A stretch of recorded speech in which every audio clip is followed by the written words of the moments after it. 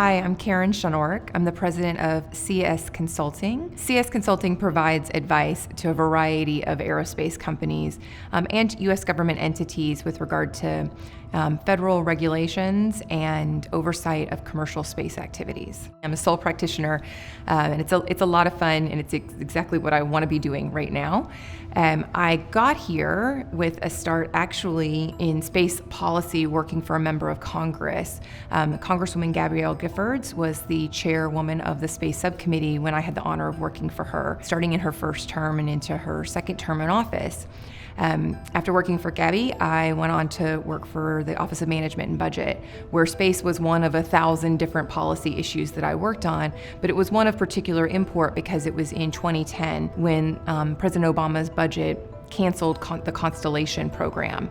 So it received a lot of attention, a lot of concern, and that gave rise to some of the programs that we have today with the SLS and the Orion program. At the time, I had to explain the president's budget to members of Congress who were pretty outraged, largely by lack of information flow leading up to that moment.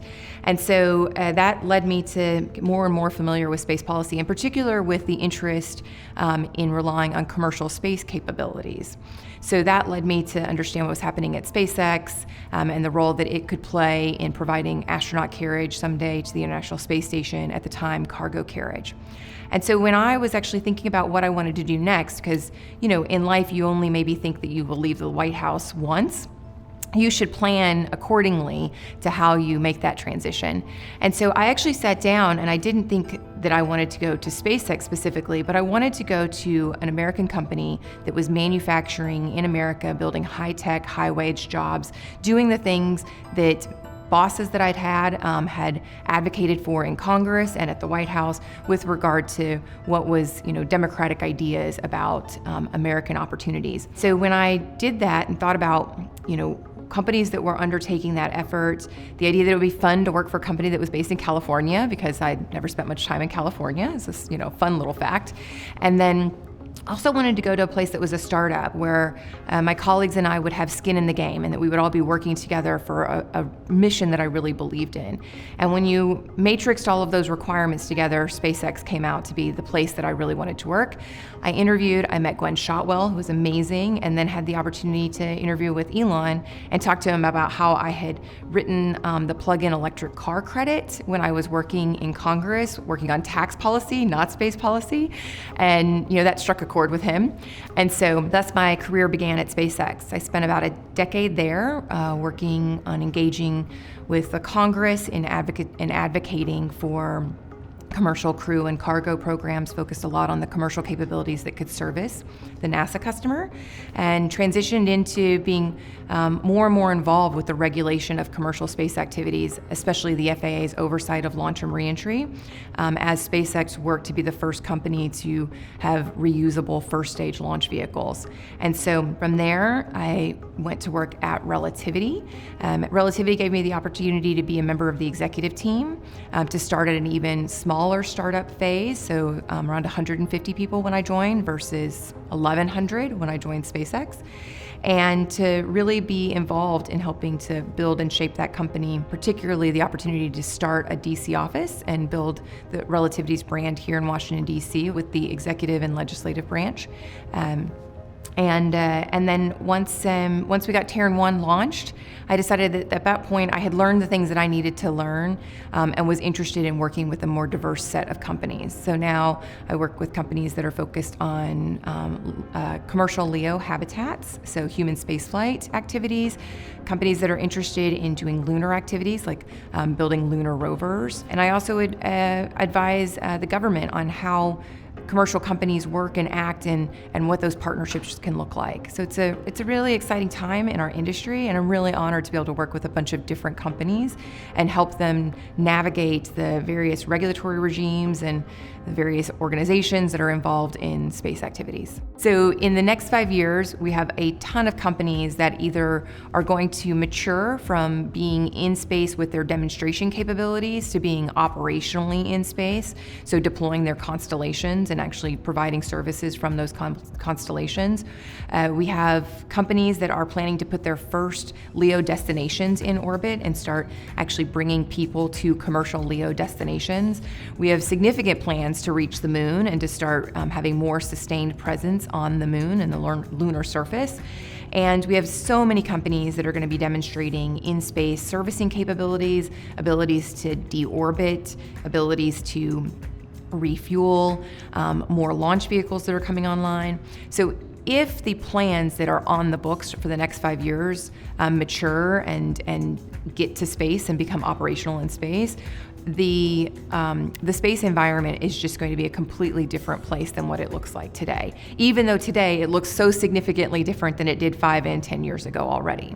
The thing that I wish I had known and understood better when I first started was the connection between good regulation and good regulators and commercial viability and commercial success. And the thing is, we have good regulators, we have good people working for the government, working to facilitate our industry by, moving forward, overseeing their activities, making sure they're safe, making sure that they're compliant with our laws. The thing that I underestimated or didn't quite have a vision for how it would look in the future was the amount of time it would take to go from understanding that we had an innovative technology that would need an update of the regulations to actually having functional regulations to address that innovation. And while we can update the regulations in a somewhat timely manner, compliant with the Administrative Procedures Act, we can't always update the training and the knowledge and the number of people or the processes that an organization, a government regulatory body needs to have in place to manage an increasing caseload and increasingly innovative technologies.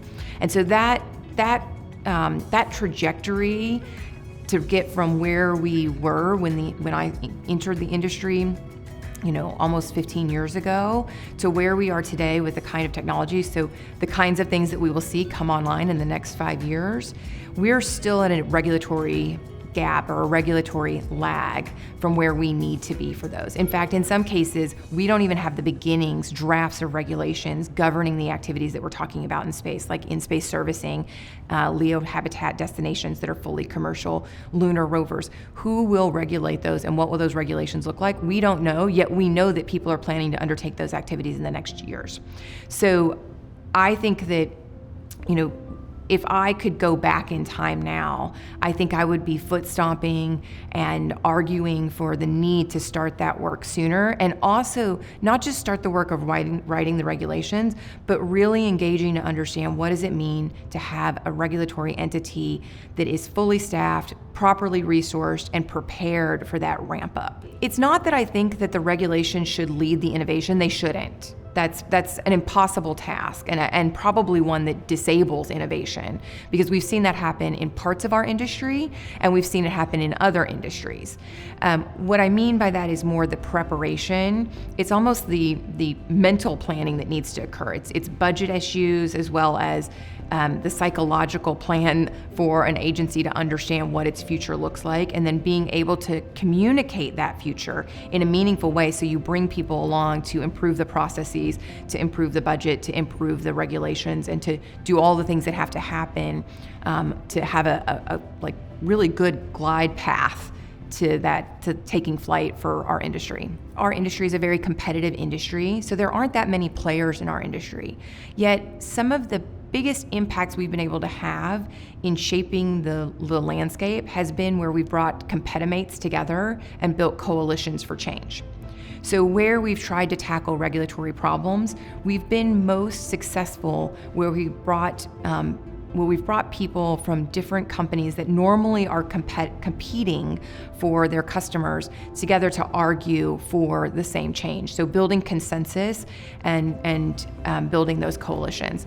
And that's not something that necessarily is intuitive when you think about a small industry with a small number of people who are competing with each other. It's just, I think that it's one thing when you have a really mature industry to have really you expect to have really effective trade associations, and you expect to have these coalitions, and you're kind of nibbling around the margins of change more, I think, sometimes. Whereas here, small changes have big impacts because we are innovating so quickly. So it really becomes important, and we really have seen great success where people have come together to advocate for that change collectively. So analytics may not be the flashiest topic, and it may not be what many people think of when they think about going to space. They think about the launch vehicles, they think about the satellites, but what's really important is the analytics give us the ability to model and predict activities on Earth and to understand what's happening with our Earth, whether that's the movement of people in a humanitarian crisis, which then we can respond to predictively with deploying humanitarian aid, whether that's food or shelters, whether it's floods and fires that we're trying to predict because we're gathering data about temperatures and snowmelt. So there's a whole activity around the data we collect from space that it's just data until we do something with it. And so that's, I think, one of the most exciting opportunities in our industry, and one of the most important activities is that analytics side. And it crosses all boundaries of import, from humanitarian and national security, from environmentalists and understanding what's happening with our climate. It's just I think one of the most important pieces of the puzzle of why we need to go to space and what space offers us as humans and our planet. One of the biggest challenges is navigating a lack of or a lagging set of regulations. So because that's the area that I tend to focus on with regard to government engagement, it's how do you engage meaningfully to shape legislation that will then turn into regulations, and how do you give really good detailed and thoughtful suggestions and recommendations to the people who are responsible for writing those rules or writing those laws, and then how do you help think long-term for the impact. So how do we make sure that what we're doing today is not going to hinder our future activities?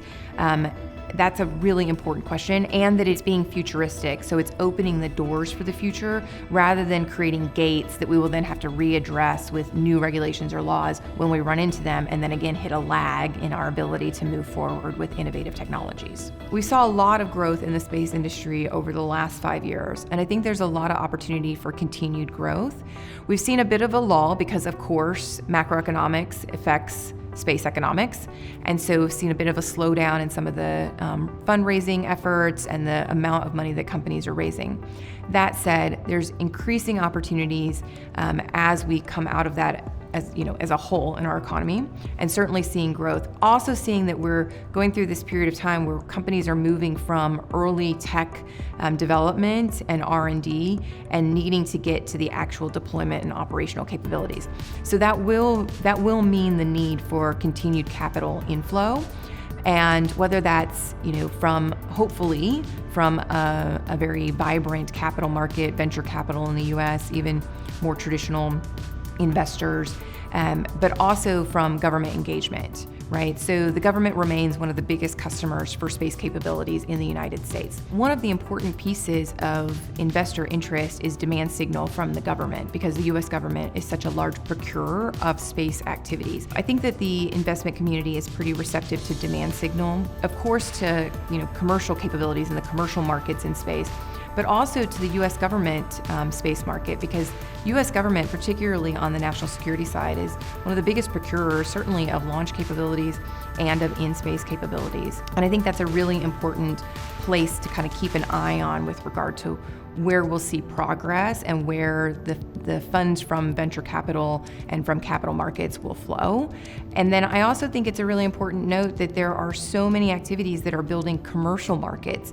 So constellations in space that are their primary market will be commercial capabilities, and commercial capabilities that don't currently exist from space-based opportunities, as well as space-based opportunities for data that will feed into secondary markets. So things like agriculture, That's a key opportunity. Energy, right? So deployment of energy, weather, various science prediction, and then even the movement of people and transportation. So when you think about the Internet of Things, and then you think about how space could play into servicing that market, that's a huge market of opportunities. Another exciting market area, right? I mentioned that I'm working with a company that's doing low Earth orbit habitats.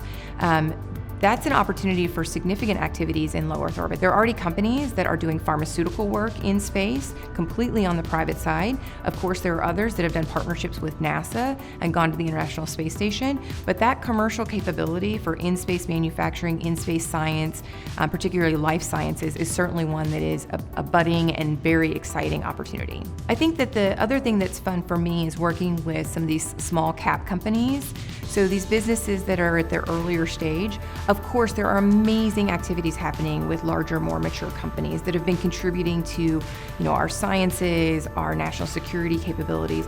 But the proliferation and the growing industry is in the small cap world, where we're seeing small companies. Some of them are former colleagues of mine from SpaceX that have done startups. Some of them have grown out of other larger companies, and they're taking a seed of an idea, and they're really showing the potential to grow that into an entire opportunity that would be its own ecosystem of space capabilities.